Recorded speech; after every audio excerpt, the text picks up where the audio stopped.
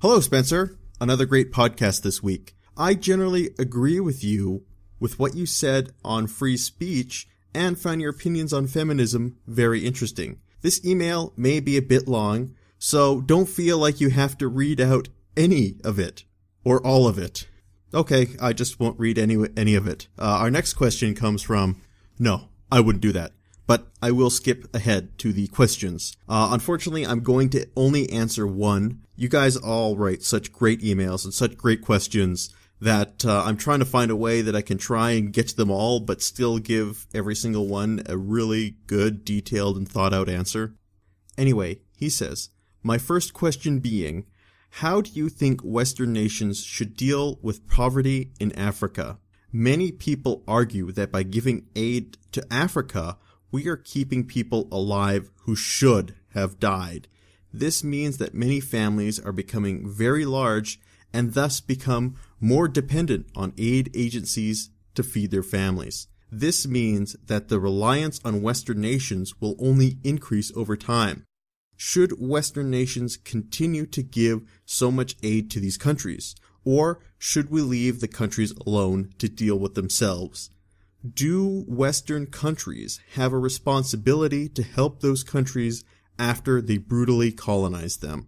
Great question. To answer this one, I am going to quote from the great Oscar Wilde and his essay, The Soul of Modern Man Under Socialism.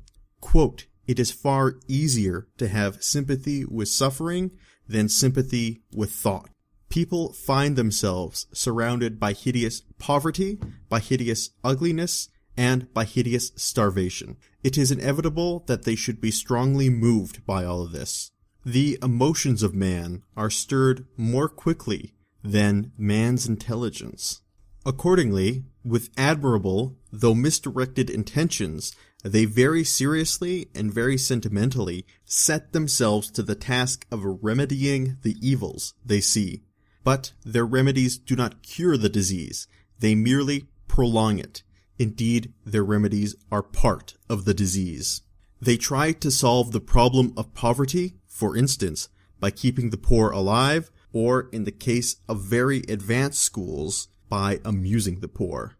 This is not a solution. It is an aggravation of the difficulty. The proper aim is to try and reconstruct society on such a basis that poverty will be impossible, and the altruistic virtues have really prevented the carrying out of this aim.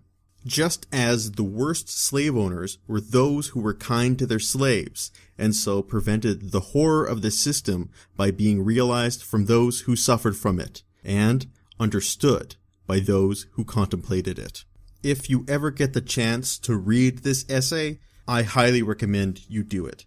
It's a fantastic essay, and it's also pretty short, so you can finish it pretty quickly. But I think my position is fairly clear, given what I just quoted. In your email, you asked, do Western countries have an obligation to help the countries whom they brutally colonized? I believe that Western countries have an obligation to leave those countries alone, in the sense that our meddling did tremendous damage to the region. So, I don't believe that us meddling even more will do much more to solve it.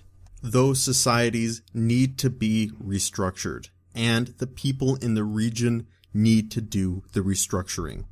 With many of these African countries, there is so much governmental corruption that you have almost no guarantee that the money you're actually giving via charity actually reaches its intended target.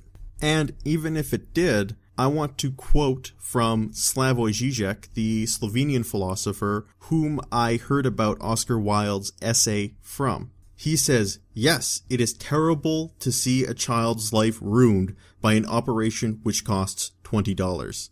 But long term, as Oscar Wilde would have put it, if you just operate on the child, they will live a little bit better, but in the same situation which produced them. Anyway, Liam, thanks so much for writing in.